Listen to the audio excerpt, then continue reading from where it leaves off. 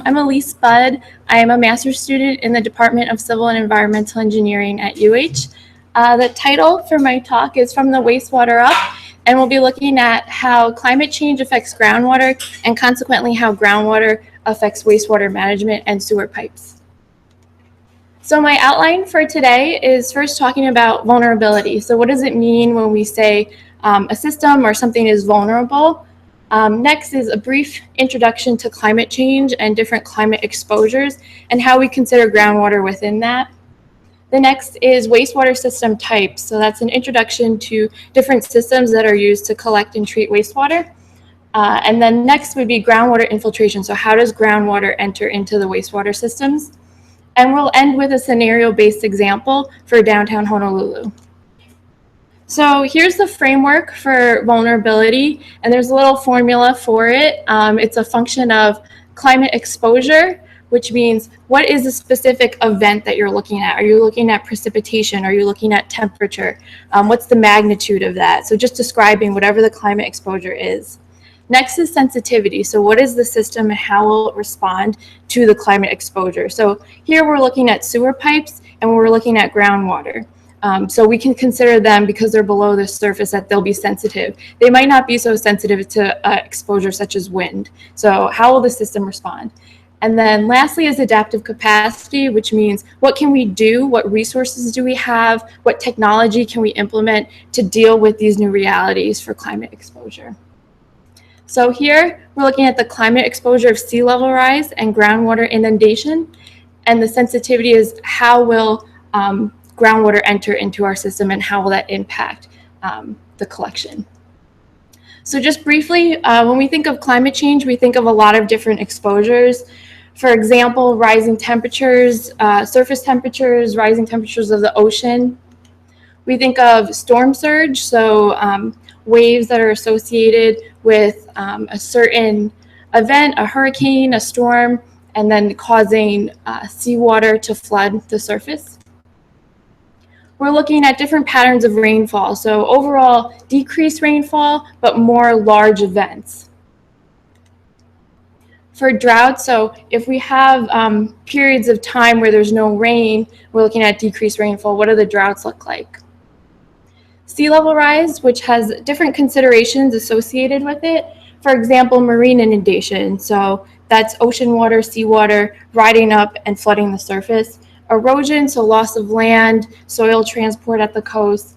Groundwater inundation, which is what we're particularly interested in, is the rise of the water table due to sea level rise. And saltwater intrusion, which is the mixing of the freshwater and the saline seawater at the coast. So looking more at sea level rise. So there are different projections for sea level rise, which are associated with different timescales. So here we're looking at anticipated global sea level rise ranging from a low scenario to a high scenario, and this was collected from a survey of sea level rise experts. So if you look on the right, we're looking at downtown Honolulu. This is with 4 feet of marine inundation, which would be about a meter of sea level rise, which here would be indicated by the intermediate high range.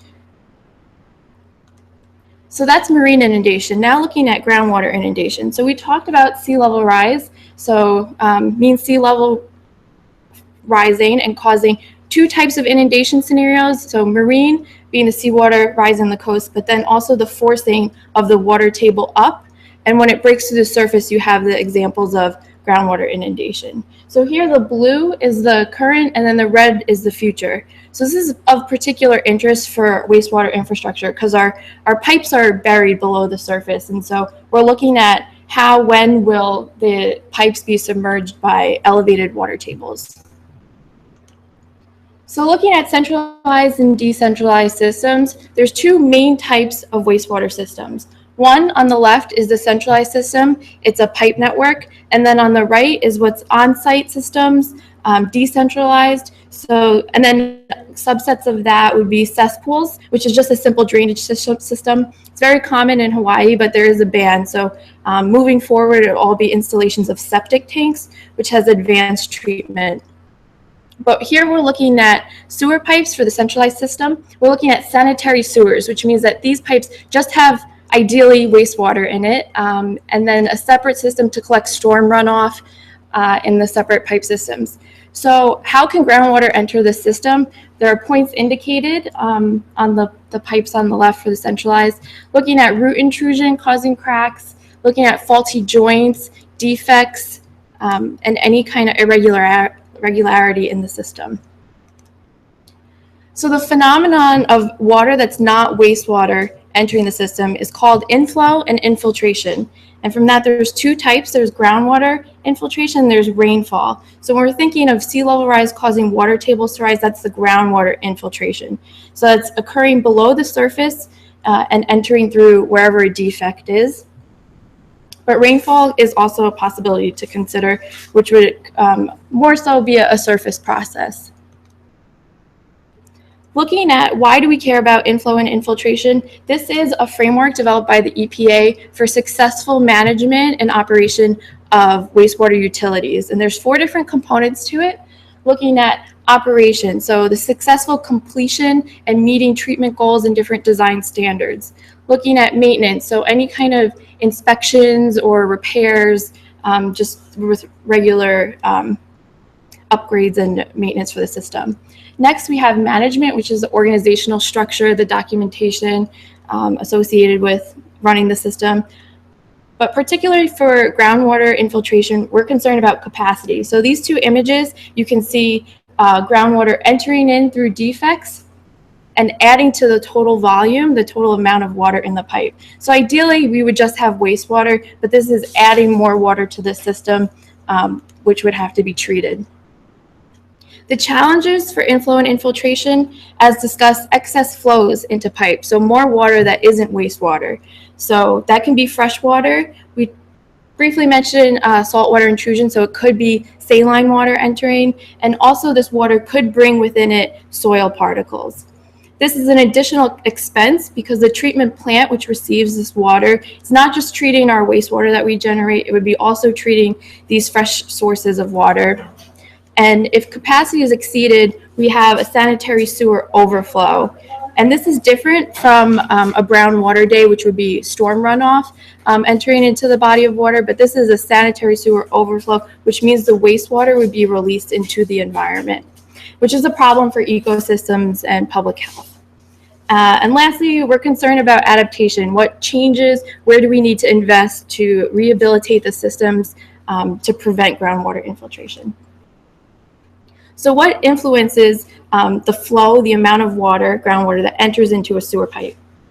So here we're looking at a certain area. We have a surface, a ground surface, and this would be surrounded by soil. We have our pipe, our sewer pipe of a given size, which has a content level, so a certain amount of wastewater already in it. And then there's the groundwater level. This pipe is submerged, so we're interested in how high the groundwater would be above the pipe. We're concerned about if it has a defect. That's a small defect. If it didn't have a defect, then groundwater wouldn't be able to enter. But here the defect is present. We also care about the size. So a bigger defect means more groundwater could enter into the pipe. We also care about the location. So we're going to end with our downtown Honolulu example. So this case study area, it's serviced by the Sand Island treatment plant. And so all wastewater, groundwater, all water collected by the sanitary sewer system will be received by Sand Island. And we're looking at a scenario-based example. So we have to assume certain characteristics about the pipe condition. So with that assumption, we're looking at this total pipe length, saying that 5% of the pipe length has a defect, and assuming the other 95% is in pristine, perfect condition. We're assuming that a defect is small and that it's located at the top of the pipe, which would be the crown. So using this system, we can project the amount of groundwater that could hypothetically enter for different cases of groundwater above the pipe. So this is for the pipe condition assumptions as stated. So if this system has 3 feet of groundwater above it, that means that 16 million gallons per day will be collected and will be transported to Sand Island. For 6 feet of groundwater above the sewer pipe, that means 30 million gallons a day of groundwater will enter. For 9 feet, if the system's submerged by 9 feet of groundwater, that will result in 42 million gallons per day of groundwater entering. So to put those numbers in context, we're looking at the capacity, what can the Sand Island treatment plant treat, and what can it accommodate? So the average design flow, the treatment plant on average can accommodate per day 90 million gallons.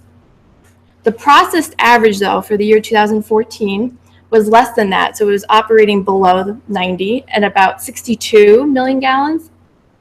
And then the system is also designed for on wet weather days or the big storm days, the max volume that it can treat is 200 million gallons per day. So we're looking at how the groundwater will now be a component of the average design flow and what the treatment plant's capable of designing. So in conclusion, there is good news that Hawaii is very progressive in its climate change considerations. And to understand the climate change considerations, we need to understand the impact. So we look at different scenarios of what's possible and then quantify the impact. So what does it mean? What does sea level rise and groundwater inundation mean for our engineers and our planners? This is important. We need to be concerned about wastewater because it protects the health of our people and it protects the health of our environment. And for more information on climate adaptation and climate considerations in Hawaii, there is an initiative act. It's called Act 83, which was passed. And then also there's a vulnerability assessment by Tetra Tech, which will be coming out in 2017 for the Department of Land and Natural Resources. So I'd like to acknowledge my advisor, Dr. Roger Babcock, Dr. Daniele Spirandelli, Dr. Suan Shen for their support. And of course, Sea Grant. So next we have Theresa.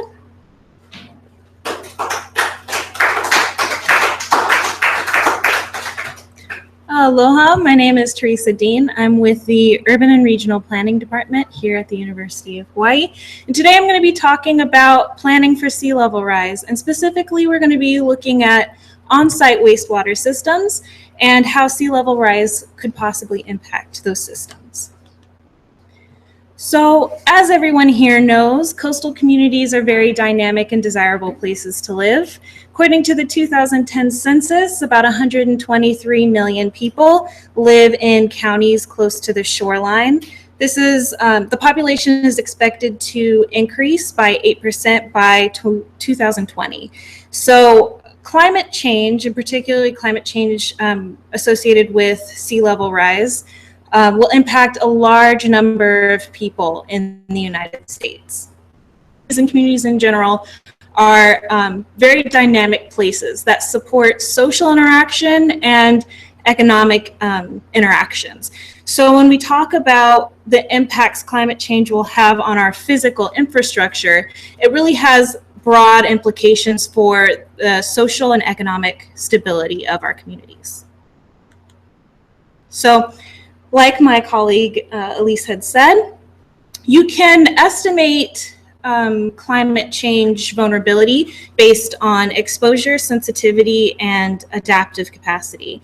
So for exposure, I have highlighted nuisance flooding events as chronic stressors. And so chronic stressors are small events that occur over a gradual period of time. And what this does is it doesn't disrupt social interactions or economic activities in a very, large way, but it slowly degrades the ability of people to achieve their goals. So with nuisance flooding, what happens is it slightly damages infrastructure, disrupts transportation, limits access, and we know from previous studies that nuisance flooding is increased over the years. So,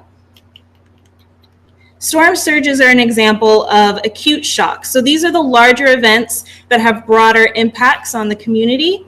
So for example, in Pahoa in October of last year, Hurricane Olaf had created a storm surge, and it impacted private assets and public infrastructure in the area. And so as you can see, there was adaptation, household adaptation, because the homes are up in stilts, So they do experience a little bit of flooding, but what does this ultimately mean for the communities who have to deal with these acute shocks and stressors?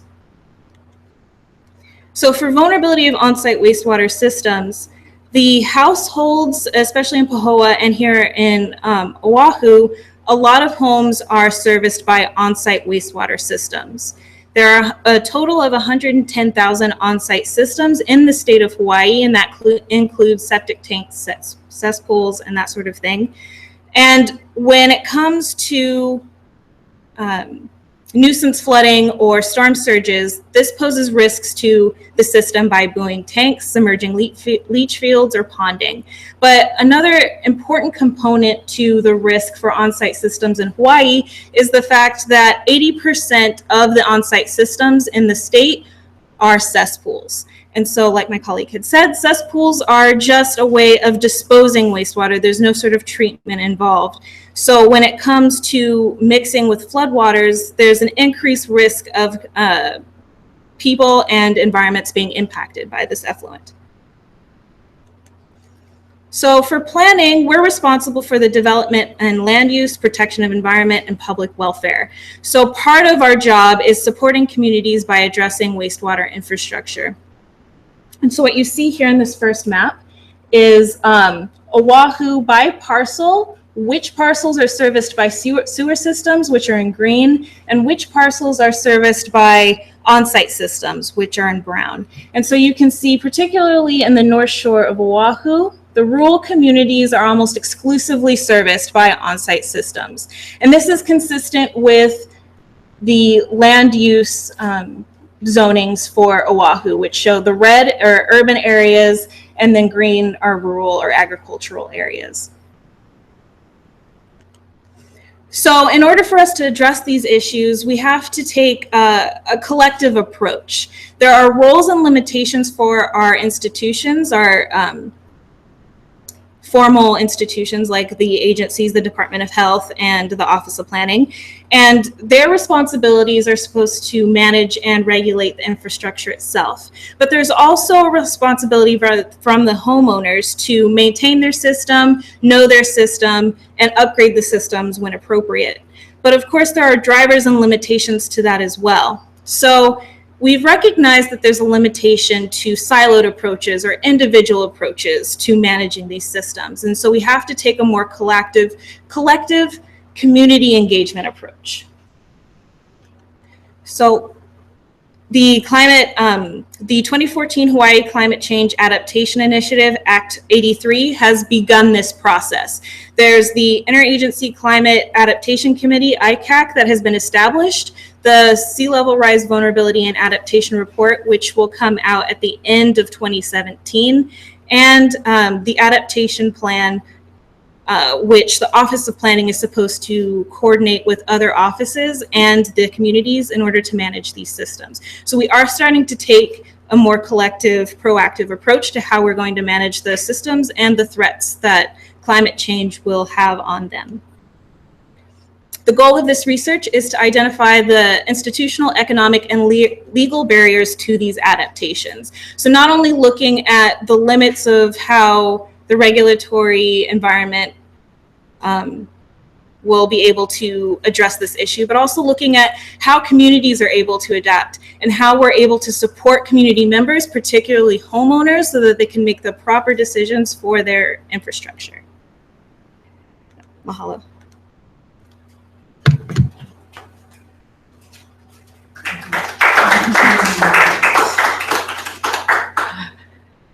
Aloha pumihana kako o wau Kaleonani he homana laipua wau I ke kulanui o Manoa o Rob Tonin ko kumua'o. I'm a PhD student at the University of Hawaii, and I'm very excited to present some of the preliminary work we've been doing for our Sea Grant proposal, which is entitled Crabbing and Connectivity, Science for Sustainability. The main focus of our work takes place in Hawaiian fish ponds, which we call loko'i'a, which you can think of as an example for Hawaiian aquaculture. There are various types of lokoi'a and 4 main archetypes. And essentially, it's based on the idea that a loko, which is a pond or a pool, should have flowing water. So this can be coastal, and it can also be inland. The water within these loko can be anywhere from entirely fresh to almost entirely salt. And they're primarily used for food production, hence our emphasis on looking at lokoi'a that are aquaculture systems. So there are a number of different species that you will find in Hawaiian aquaculture systems, and particularly in the coastal systems, the primary production would be, or the primary food production would be through the culturing of various fish species, especially the large examples that I show here, such as ulua and oluilu. Now, of course, as these systems are being adapted to modern needs, there are some challenges that many of the fish pond managers are facing. And this example here is from one of the fish ponds on Molokai, where you can see that this video actually demonstrates just how high of a population of Cassiopeia, otherwise known as upside down jellyfish, there are in the pond. And so you can imagine how much of an issue this would be. In this particular instance, this covered almost 50% of the pond.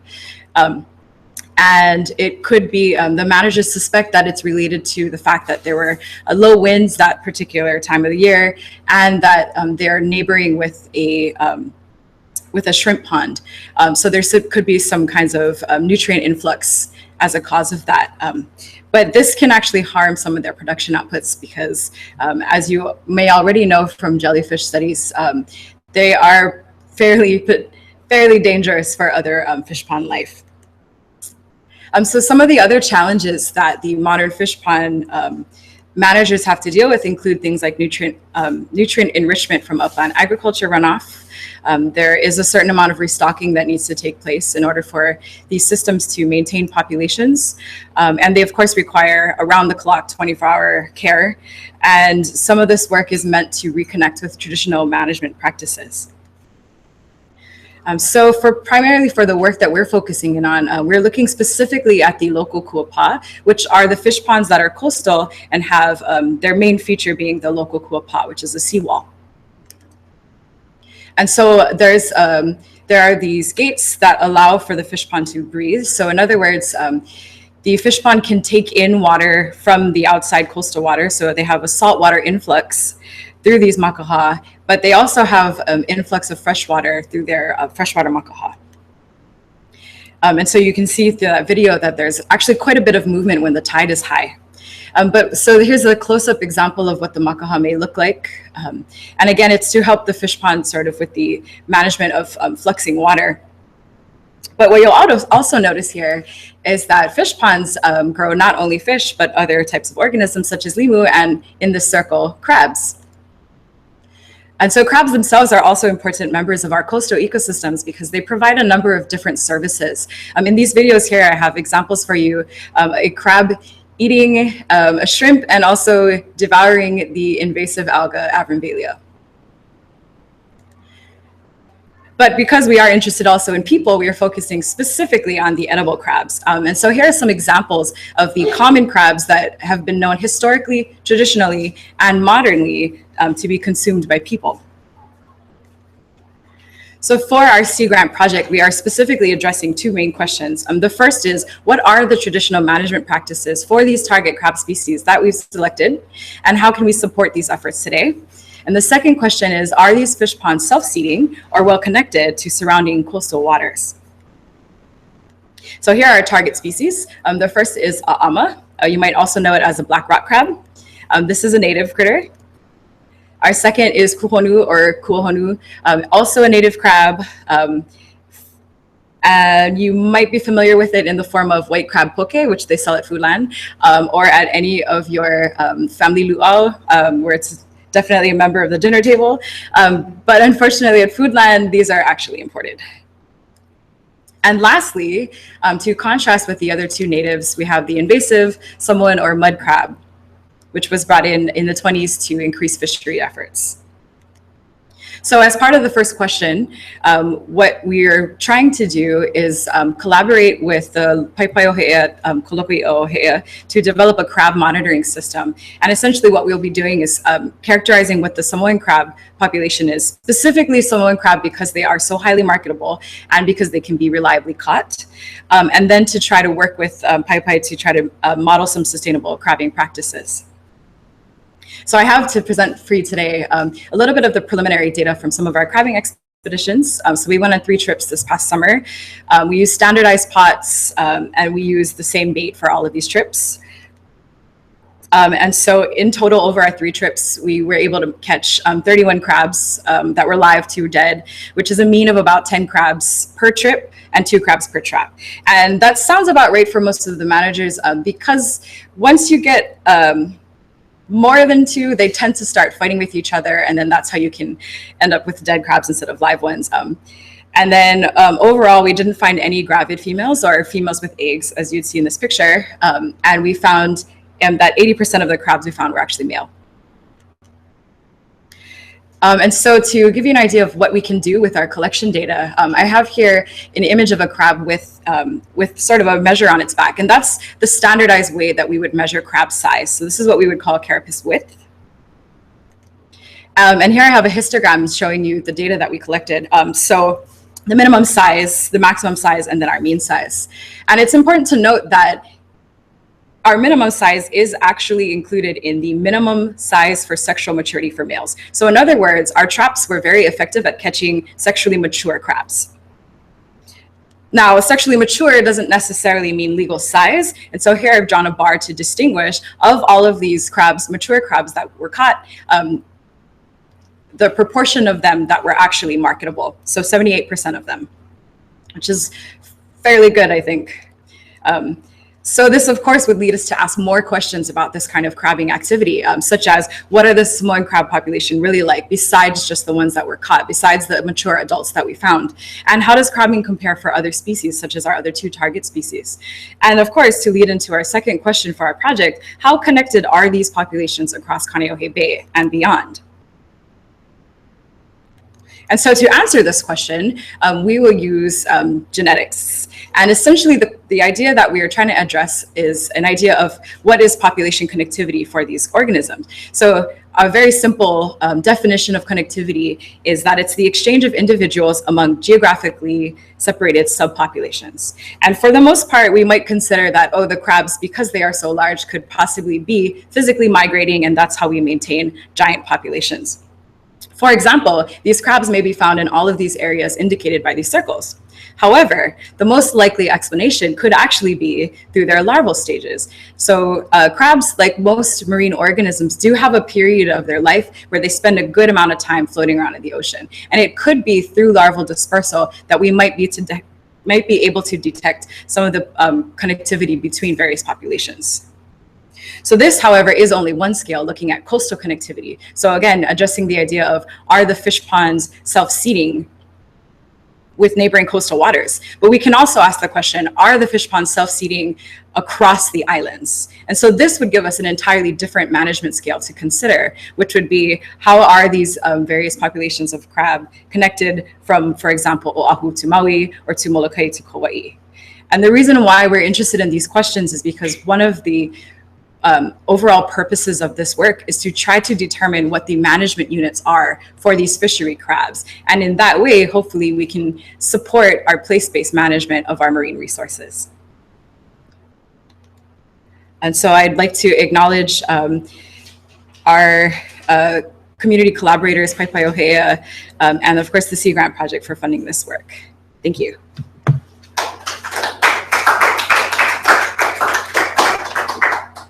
Ladies, I'll have you stand up here. We'll take any questions that we have from our audience. Does anyone have any questions for these graduate trainees? What kind of crab is that? Oh, that one? So that's a ghost crab, sand crab, osipud. Yeah, that one's actually in Koho'olawe, which was fun because I asked it to stay for a picture and it did. Okay. It was You're the first person it ever saw.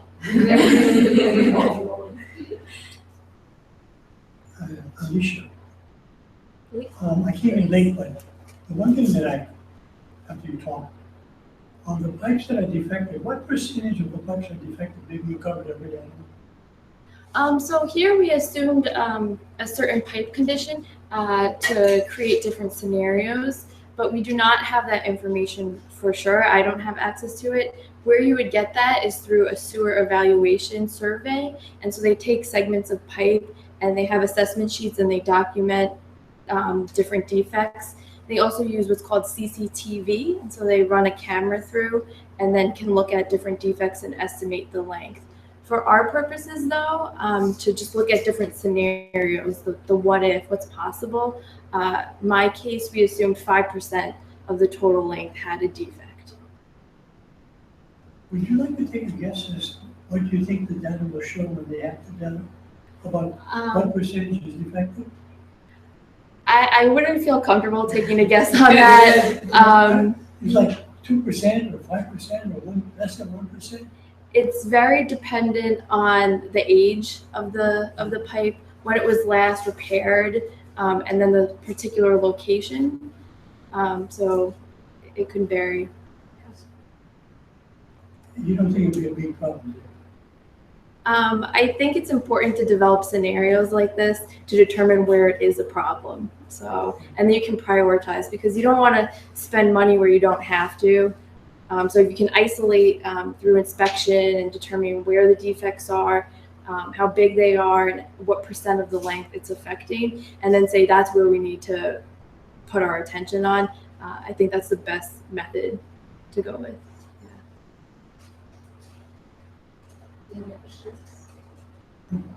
Another one on Samoan crabs. I'm just curious because I used to go as a kid to get Samoan crabs. I understand they go upriver to spawn or whatever they call it. My question is, at what age do they go back to the sea, into salt water? Yeah, so actually, that's an interesting question because it sort of depends on where you're looking at. And the reason I say that is that there's almost no information about what Samoan crab ecology is like in the Hawaiian Islands. So a lot of the ideas that we have are based in other places in the Pacific. And so the crabs actually are known to migrate out to sea when the female is ready to spawn. And then the juveniles will make their way back in. And it's kind of similar to like if you've ever had Atlantic blue crab or Kaleonani, the blue swimmers, they do sort of the same thing. They live in these estuarine-like environments. They go out to sea to spawn and the larvae make their way back up. So they spawn by going out to sea? Yeah, they go out to sea. And then the young ones come Make into their way the back fresh in. water? Yeah. Yeah.